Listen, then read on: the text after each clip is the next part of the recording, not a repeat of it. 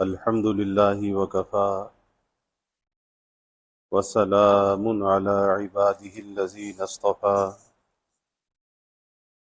أما بعد فأعوذ بالله من الشيطان الرجيم بسم الله الرحمن الرحيم بل تؤثرون الحياة الدنيا والآخرة خير وأبقى قال النبي صلى الله عليه وسلم نعمتان مغبوم فيهما كثير من الناس الصحة والفراغ أو كما قال عليه الصلاة والتسليم رب اشرح لي صدري ويسر لي أمري واحلل عقدة من لساني يفقهوا قولي سبحانك لا علم لنا إلا ما علمتنا إنك أنت العليم الحكيم إن الله وملائكته يصلون على النبي يا أيها الذين آمنوا صلوا عليه وسلموا تسليما اللهم صل على محمد عبدك ورسولك وصل على المؤمنين والمؤمنات والمسلمين والمسلمات صدق الله العظيم وصدق رسوله النبي الكريم ونحن على ذلك لمن الشاهدين والشاكرين والحمد للہ رب العالمین۔ اللہ رب العزت کا بے حد شکر اور احسان ہے۔ اللہ تعالیٰ نے جمعے کی ان بابرکت ساعات میں ہمیں اپنے گھر میں جمع ہونے کی توفیق عطا فرمائی۔ اللہ تعالیٰ ہم سب کی اس حاضری کو قبول فرمائے اور اللہ اس در سے، اس گھر سے ہمیشہ وابستگی اللہ ہمیں نصیب فرمائے۔ اس دنیا کی زندگی میں اللہ تعالیٰ نے انسان کو بے حساب نعمتوں سے نوازا ہے، اور وہ نعمتیں اتنی زیادہ ہیں کہ اللہ قرآن میں یہ کہتا ہے وَإِن تَعُدُّوا نِعْمَتَ اللَّهِ لَا تُحْصُوهَا، کہ اگر میری نعمتوں کو شمار کرنا چاہو تو نعمتوں کو شمار نہیں کر سکتے۔ وہ نعمتیں اتنی زیادہ ہیں کہ ہر آدمی اگر اپنے حالات زندگی کے اندر غور کرے تو اللہ تعالیٰ کی نعمتوں کا ایک ایسا حصار ہے، ایک ایسا تسلسل ہے کہ جو کبھی ختم نہیں ہوتا۔ انسان اگر سو بھی رہا ہے لیکن اللہ تعالیٰ کی نعمت کا جو تسلسل ہے وہ اس کے حال پر جاری ہے، وہ نعمتیں چل رہی ہیں، اس کی حفاظت کی جا رہی ہے، اس کا سانس آ رہا ہے، جا رہا ہے، اسے سانس لینے میں کوئی تکلیف نہیں ہو رہی، تو نیند کی حالت میں ہے، غیر اختیاری کیفیت میں ہے، لیکن اللہ تعالیٰ کی نعمتیں اس کے شامل حال ہیں۔ رسول اللہ صلی اللہ علیہ وسلم جو سب سے بڑھ کر اس امت پر مہربان، انسانیت پر مہربان اور انسانیت کے حال پر سب سے زیادہ شفیق ہیں، اللہ کے حبیب صلی اللہ علیہ وسلم نے دو ایسی نعمتوں کا ذکر فرمایا، اور ظاہر ہے کہ ہمارے محبوب صلی اللہ علیہ وسلم کی جو بات ہے وہ سچ ہے، حق ہے،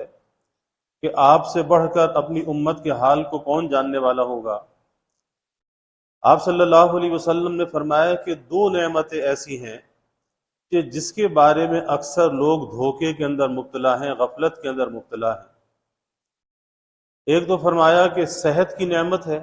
الصحۃ والفراغ، ایک صحت کی نعمت ہے، ایک وقت اور فرصت کی نعمت ہے۔ اب اگر انسان اپنے حالات زندگی کا جائزہ لے تو حقیقت یہی ہے کہ صحت سے بڑھ کر کوئی نعمت نہیں ہوا کرتی، لیکن اس صحت کا مصرف کیا ہونا چاہیے، اس صحت جیسی نعمت کو کہاں پر استعمال کرنا چاہیے اور کہاں پر استعمال نہیں کرنا چاہیے۔ اور اسی طرح سے انسان کا وقت ہے، اور یہ دونوں چیزیں ایسی ہیں کہ صحت کی نعمت ہے، وقت کی نعمت ہے، یہ دونوں چیزیں اپنی رفتار کے ساتھ چل رہی ہوتی ہیں۔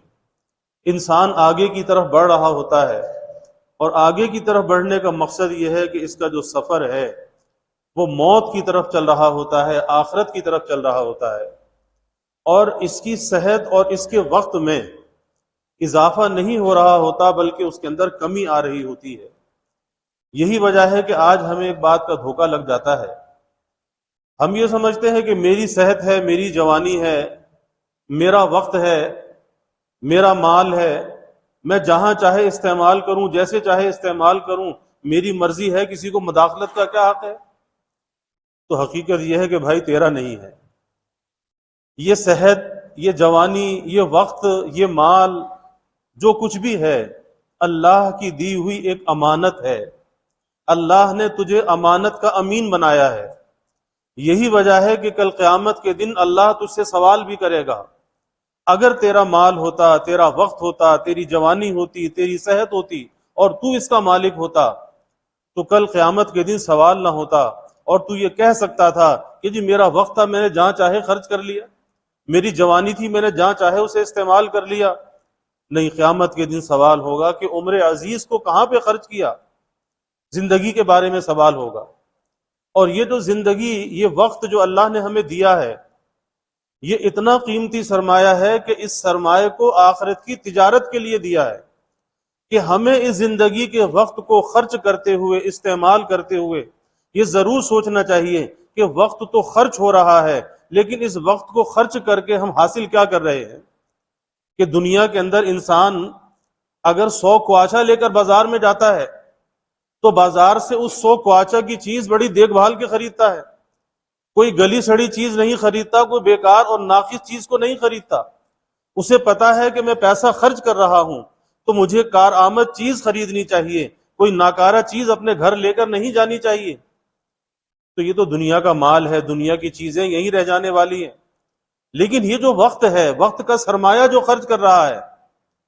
اس وقت کے سرمایہ کا حساب آخرت میں دینا ہوگا۔ اور اس کی چھوٹی سی مثال یہ ہے کہ اگر ایک باپ بیٹے کو 100 کواسا دیتا ہے اور کہتا ہے کہ جا بیٹا بازار سے جا کر فلاں فلاں چیز خرید کر لے آ، اور وہ بیٹا جا کر اس پیسے کو برباد کر دے، ضائع کر دے، کہیں پھینک دے، تو ظاہر ہے کہ اب اسے گھر لوٹتے ہوئے شرمندگی ہوگی، پریشانی ہوگی، اور باپ کا سامنا کرتے ہوئے وہ ڈر رہا ہوگا کہ کس طرح سے میں اپنے باپ کو جواب دوں گا، اس نے تو مجھے پیسہ دیا تھا، کوئی سامان منگوایا تھا، لیکن میں نے تو اسے ضائع کر دیا۔ اسی طرح جب بندہ دنیا کے اندر اپنی زندگی کو ضائع کرتا ہے، اس وقت کے سرمایہ کو ضائع کرتا ہے، اور جب دنیا سے جانے کا وقت آتا ہے، موت کا وقت آتا ہے، تو وہ ڈر رہا ہوتا ہے، پریشان ہو رہا ہوتا ہے کہ اب جو اللہ کے پاس جاؤں گا اور اللہ زندگی کے سرمایہ کا حساب لے گا، اللہ یہ پوچھے گا کہ زندگی کہاں گزار کر آیا، تو میں اپنے اللہ کو کیا جواب دوں گا؟ یہی وجہ ہے کہ پھر وہ موت سے ڈرتا ہے، پھر وہ اللہ کی ملاقات سے ڈرتا ہے۔ اور حدیث میں اللہ کے حبیب صلی اللہ علیہ وسلم نے فرمایا کہ جو اللہ کی ملاقات کو پسند کرتا ہے، اللہ اس کی ملاقات کو پسند کرتا ہے، اور جو اللہ کی ملاقات کو پسند نہیں کرتا تو اللہ اس کی ملاقات کو بھی پسند نہیں کرتا۔ تو اللہ کی ملاقات کی جو پسندیدگی ہے وہ انسان کو کیسے حاصل ہو سکتی ہے؟ وہ جبھی حاصل ہو سکتی ہے اس زندگی کے سرمایہ کو اللہ کی رضا میں خرچ کر لے، اس وقت کو خرچ کر کے کچھ ایسی چیز جمع کر لے جو آخرت میں کام آنے والی ہو۔ اور اللہ کے حبیب صلی اللہ علیہ وسلم نے کھول کھول کر باتوں کو بیان فرمایا، فرمایا کہ تمہاری جو زندگی ہے، یہ تمہاری جو قبر ہے، فرمایا کہ تمہاری قبر تمہارے اعمال کا صندوق ہے، یعنی دنیا کے اندر جو کچھ تم جمع کر رہے ہو اس قبر کے صندوق کے اندر جمع کر رہے ہو۔ اگر کچھ اچھا تم نے جمع کیا ہے تو قبر تمہارے ساتھ اچھا سلوک کرے گی، اور اگر تم نے کچھ برا جمع کیا ہے تو پھر قبر سے اچھی امید نہ رکھنا، پھر یہ قبر جنت کے باغوں میں سے باغ بھی ہے اور یہ جہنم کے گڑھوں میں سے گڑھا بھی ہے۔ تو سب سے پہلا سوال قیامت کے دن یہ ہوگا کہ یہ زندگی، یہ عمر عزیز جو تمہیں دی تھی، اسے کہاں پر خرچ کر کے آئے؟ بہت بڑی نعمت ہے، اس کے ایک ایک لمحے کی قدر کرنی چاہیے۔ اور آج کے زمانے کے اندر جو سب سے زیادہ نقصان ہو رہا ہے اس موبائل فون کے ذریعے سے، سوشل میڈیا کی لعنت کے ذریعے سے، اس فیس بک اور یوٹیوب کے ذریعے سے، کہ آج گھنٹوں انسان اس کے اندر برباد کرتا ہے، اپنی راتوں کو اس کے اندر برباد کرتا ہے، اپنی صحت، صلاحیت اور وقت کو اس کے اندر ضائع کرتا ہے۔ اور اگر کوئی پوچھے کہ بھائی وقت کو خرچ کر کے حاصل کیا کیا؟ حاصل تو کچھ بھی نہیں کیا، بلکہ نقصان کیا، نقصان کیا، کہ وقت بھی ضائع کیا، وقت کو خرچ بھی کیا، کوئی نفع بھی حاصل نہ کیا اور الٹا نقصان کر لیا۔ ارے اس سے کہیں بہتر تھا کہ سو جاتا، اپنے جسم کو آرام پہنچاتا، کم از کم جتنا وقت سوتا رہتا گناہ سے تو بچا رہتا، نافرمانی سے تو بچا رہتا۔ لیکن آج ایک ایسی ذہنی آوارگی ہے کہ اس ذہنی آوارگی کی تسکین کے لیے انسان اس کا ایسا ایڈک ہو گیا، اس نشے کا ایسا عادی ہو گیا کہ اسے راتوں کو اپنے وقت کا احساس نہیں ہوتا کہ کس کام کے اندر میں اپنے وقت کو گزار رہا ہوں۔ اگر اتنا سا بھی انسان سوچ لے کہ کل میں نے اپنے اللہ کو جواب دینا ہے، میں اللہ کے سامنے کیا لے کر جاؤں گا، اور پھر جو کچھ کر رہا ہے یہ زندگی کی فلم ریکارڈ ہو رہی ہے، اور آج کے جدید سائنس نے، جدید ایجادات نے اس کو سمجھنا آسان کر دیا ہے کہ سڑک پر بھی ایک کیمرہ لگا ہوتا ہے، وہ بھی گزرتی ہوئی ٹریفک کی ریکارڈنگ کر رہا ہوتا ہے، گھروں پر سیکورٹی کیمرے لگے ہوتے ہیں، ایک ایک لمحے کی ریکارڈنگ ہو رہی ہوتی ہے۔ اسی طرح ہماری زندگی کی بھی ریکارڈنگ ہو رہی ہے، اس سے بات آسانی سے سمجھ میں آ جاتی ہے، اور کل قیامت کے دن یہ ساری فائل، سارا دفتر تجھے پکڑا دیا جائے گا، اور جب تو اپنے دفتر کو کھول کر دیکھے گا ایک ایک چیز اس کے اندر لکھی ہوئی پائے گا، اور خود حیرت زدہ ہوگا کہ ارے اس میں تو کوئی ایسی چیز نہیں ہے کہ جو اس کے اندر موجود نہیں۔ اور پھر کیفیت یہ ہوگی کہ وہاں پر انکار کی گنجائش نہیں ہوگی۔ دنیا کے اندر تو انسان کہہ دیتا ہے غلطی کر کے، جرم کر کے، کہ میں نے یہ کام نہیں کیا، لیکن وہاں انکار کی بھی ہمت نہیں ہوگی۔ اگر انکار کرنا بھی چاہے گا، اللہ اس کی زبان کو بند کر دے گا، اللہ اس کے اعضا کو زبان دے دے گا، اس کے اعضا، جن اعضا سے یہ اللہ کی نافرمانی کرتا تھا، یہ اعضا کل اس کے خلاف گواہی دیں گے۔ تو انسان سوچ سکتا ہے کہ جب اس سے وقت کا حساب لیا جائے گا تو کیا حساب دے گا کہ وقت کو کہاں گزار کر آیا، اور پھر اسی وقت میں، اسی زندگی میں ایک زندگی کا جو حصہ ہے اس کی صحت اور جوانی کا ہے، کہ جوانی میں عبادت کرنا یہ انبیاء کا شیوا ہے، اور یہ جوانی کا جو جنون ہے یہ اللہ کے لیے ہونا چاہیے۔ یہ جوانی کا جنون کسی شہوت اور لذت کے لیے نہیں ہونا چاہیے، نفسانیت اور شہوانیت کے لیے نہیں ہونا چاہیے،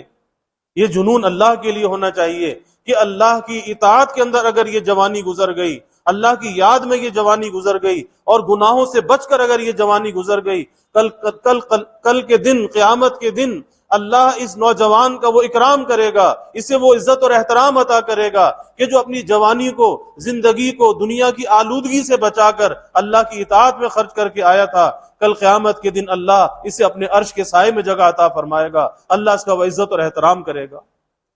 تو بھائی ہمیں سوچنا چاہیے کہ اس وقت کا بھی حساب ہوگا، اس صحت اور جوانی کا بھی حساب ہوگا۔ اسی لیے اللہ کے حبیب صلی اللہ علیہ وسلم نے ہمیں بیدار فرمایا کہ دو نعمتیں ایسی ہیں، اور یہ نعمتیں معمولی نعمتیں نہیں ہیں۔ اللہ کے حبیب اسی لیے متوجہ فرما رہے ہیں کہ یہ دو نعمتیں بہت عظیم نعمتیں ہیں، یہ بہت بڑی نعمتیں ہیں۔ ایک انسان کی زندگی، ایک اس کا وقت کا سرمایہ، اور ایک اس کی صحت کی نعمت، یہ دونوں نعمتیں بہت بڑی ہیں کہ جب یہ وقت انسان کے ہاتھ سے نکل رہا ہوتا ہے، ایک وقت ایسا آتا ہے کہ زندگی کا آخری قطرہ بھی ہاتھ سے نکل جاتا ہے، پھر انسان پشیمانی کے ساتھ دنیا سے جاتا ہے۔ اس لیے اس وقت کی جو قدردانی ہے وہ آج سے ہے، یہ نہیں کہ ہاں میں کل کچھ کر لوں گا، ہاں میں پرسوں کچھ کر لوں گا۔ ارے جس نے آج کو نہ پہچانا وہ کل کو کیا پہچانے گا، جس نے آج کی قدر نہ کی وہ کل کی کیا قدر کرے گا۔ اس لیے ہمیں اپنی زندگی کا جائزہ لے کر آج اپنے آپ کو بدلنا چاہیے، آج ہمیں پلٹنا چاہیے، اپنے اللہ کی طرف لوٹنا چاہیے، اور اپنے ماضی پر ندامت کے، پشیمانی کے آنسو بہانا چاہیے، تنہائی اور خلوت میں بیٹھ کر اپنے ماضی پر اللہ سے معافی مانگنی چاہیے، اور اپنی زندگی کو صحیح وقت، صحیح دھارے پر لے کر آنا چاہیے۔ آج اگر ہم نے تلافی کر لی، آج اگر ہم نے توبہ کر لی تو کل یہ توبہ کارآمد ہوگی، اور آج کا دن بھی اگر ہم نے غفلت میں گزار دیا تو بھائی ہمیں معلوم نہیں ہے کہ نہ معلوم کب زندگی کی شام ہو جائے، کب رخصتی کا پروانہ تھما دیا جائے۔ پھر جب وہ پیغام اجل آتا ہے تو پھر اتنی بھی مہلت نہیں ملتی کہ اچھا تو پہلے توبہ کر لے بعد میں تیری روح قبض ہوگی۔ نہیں، جب پیغام اجل آ گیا اب اس کے بعد اس کی مدت اور مہلت ختم ہو گئی، اب کوئی اس کے پاس مہلت نہیں ہے، پھر جس حالت کے اندر بھی ہے اسی حالت میں یہ دنیا سے چلا جاتا ہے۔ اسی لیے اللہ کے حبیب صلی اللہ علیہ وسلم نے فرمایا کہ جیسی تمہاری زندگی ہوگی ویسی تمہاری موت ہوگی، اور جیسی تمہاری موت ہوگی اسی حالت میں تم اللہ کے سامنے کھڑے کیے جاؤ گے۔ اور آج دنیا کی اس زندگی کے اندر انسان اپنے بارے میں اندازہ لگا سکتا ہے، اپنی زندگی کو دیکھ کر وہ اپنی قیمت کا اندازہ لگا سکتا ہے۔ دنیا کے اندر تو ہم دھوکے کے اندر مبتلا ہوتے ہیں، ہم خود فریبی کا شکار ہوتے ہیں، ہم یہ سمجھتے ہیں کہ میں بہت قیمتی ہوں اور مجھ سے زیادہ کوئی قیمت والا نہیں ہے، لیکن کبھی تنہائی اور خلوت میں بیٹھ کر یہ سوچنا چاہیے کہ میں اللہ کی نظر میں بھی قیمتی ہوں یا نہیں ہوں۔ اپنی نظر میں تو میں نے اپنے آپ کو قیمتی سمجھ لیا،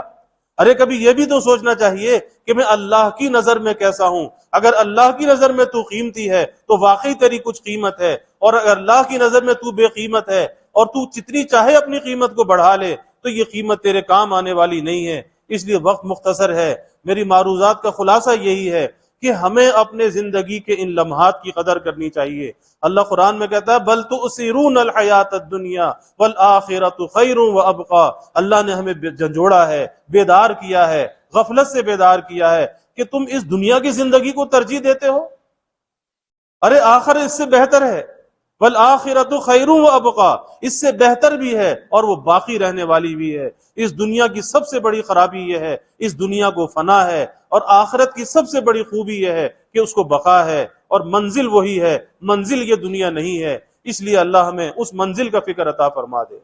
یہاں تو گزر جائے گی جیسی بھی گزرے گی، امیر کی بھی گزر جائے گی اور غریب کی بھی گزر جائے گی،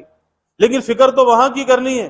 یہاں ایسے رہے کہ ویسے رہے، ارے دیکھنا یہ ہے کہ وہاں کیسے رہے۔ تو اس فکر کو زندگی میں غالب کرنا چاہیے کہ کل قیامت میں جب اللہ کے سامنے پیشی ہوگی وہاں پہ میرا انجام کیا ہوگا۔ اللہ یہ فکر مجھے بھی عطا فرما دے، ہم سب کو عطا فرما دے، اور غفلت والی زندگی سے اللہ ہمیں بچا لے، اور جو وقت اب تک ہم نے غفلتوں کے اندر گنوایا ہے اللہ اس کی تلافی کی آج ہمیں توفیق عطا فرما دے۔ وآخر دعوانا الحمدللہ رب العالمین۔